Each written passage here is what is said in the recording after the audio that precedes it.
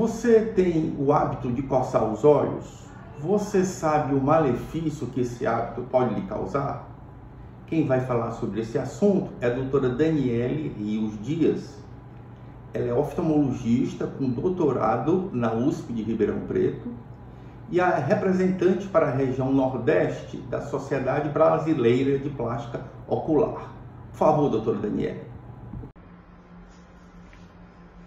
Olá, eu sou Daniele Rios, sou oftalmologista com subespecialidade em oculoplástica. Eu queria falar sobre uma queixa bem frequente no consultório, que é o prurido ocular, e que foi tema, inclusive, do JAMA, um artigo saiu no JAMA sobre o uso de medicações sem prescrição médica para coceira ocular, para o olho vermelho.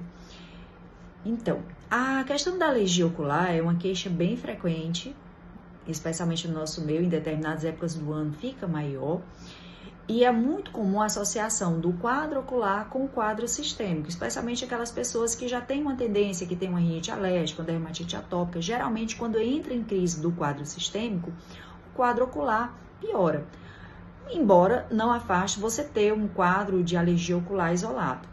Fato, o uso indiscriminado de algumas medicações podem provocar problemas sérios, especialmente aquelas pessoas que usam corticoides, que você pode ter alterações na pressão intraocular, o surgimento de cataratas precoces.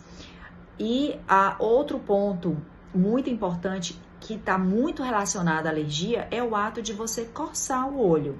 Eu sempre falo com os pacientes, eu brinco no consultório que o olho a gente nunca coça. Se for para coçar o olho, é para coçar com o cotovelo. Ou seja, não é para coçar, porque é impossível você coçar o olho com o cotovelo. Então, assim, sempre num quadro de coceira de prurido ocular, o que fazer?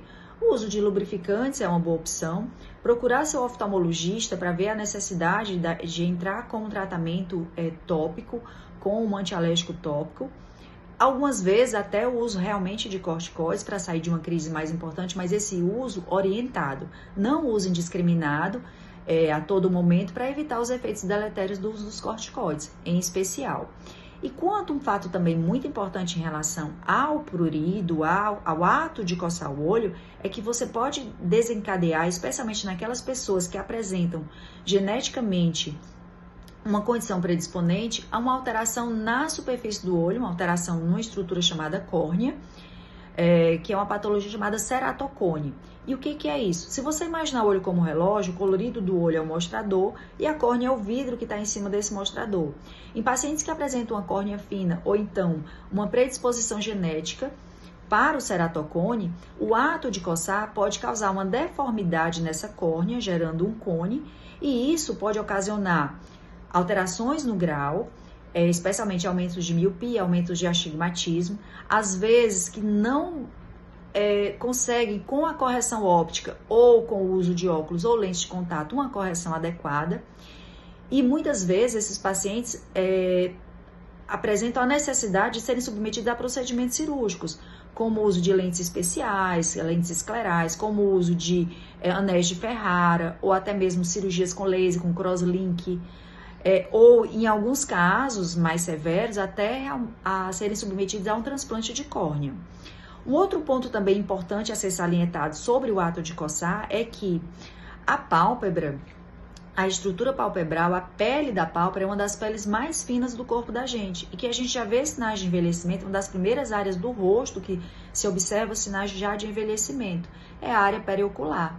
Exatamente por conta dessa textura fina da pálpebra, por toda a estrutura ligamentar da pálpebra, a dinâmica, o ato de piscar, as mímicas faciais.